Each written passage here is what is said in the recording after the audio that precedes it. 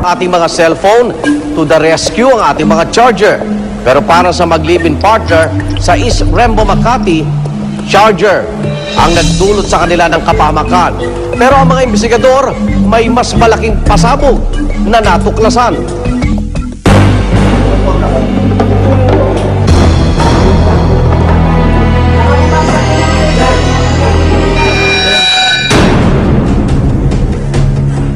Pagdating namin doon, yung extend nung dugo na nakita namin doon sa bedsheet na pinaghigaan niya o doon sa mattress na pinaghigaan niya, marami niya. So, concern namin, blood loss talaga.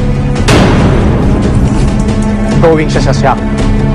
Pawala na siya ng malay, pababa ang BP, pawala na ng paghinga, hihinto ang puso. Pakikuha na ng strap, pare. Hindi pwede natin baba ng ganito to. Mahuhulog to. Dito siya nakaigap. Ang extent ng damage ng pasyente, meron siyang avulsion sa right thigh. Ito yung part ng katawan na naalis due to extent ng injury or natanggal na piraso ng laman. Ilan taong ka na? Huwag mo akong tulugan na. Huwag mo akong tulugan. Ilan taong ka na? Ha? Bakso din? 27. As per dun sa nauna, hindi nila mahanap yung BP o walang BP yung pasyente. So, hindi nila makuha yung blood pressure ng pasyente. Kung ang normal BP ng tao is 120/80, wala siya doon. Below siya doon sa normal BP ng pasyente. Wala kasing ilong. Ana, bato mo rito.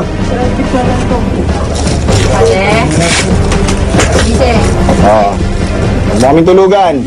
Ginawa namin, stabilize, ipinak yung sugat niya, kinover yung wound niya, para pag-transport namin, madali na siyang malunasan sa ambulansya.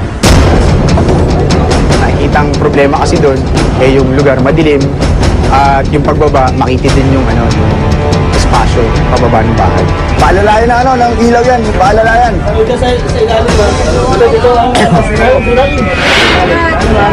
Ay, gising na. Gising. Isa lang yung sasama.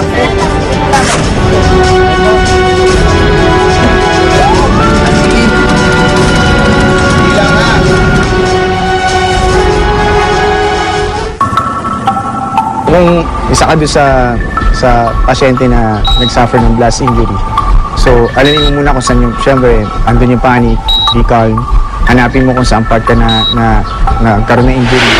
Apply ng pressure kung saan yung area may sugat, then elevate mo lang siya, mas mataas dun sa puso. Kung may ipa-plug mo yun, malalagyan ng abundant supply ng clean cloth, para hindi na magdugo. At pagdating nung tulong, immediate transfer to the nearest hospital talaga. Yun yung the best para mag-survive yung tao.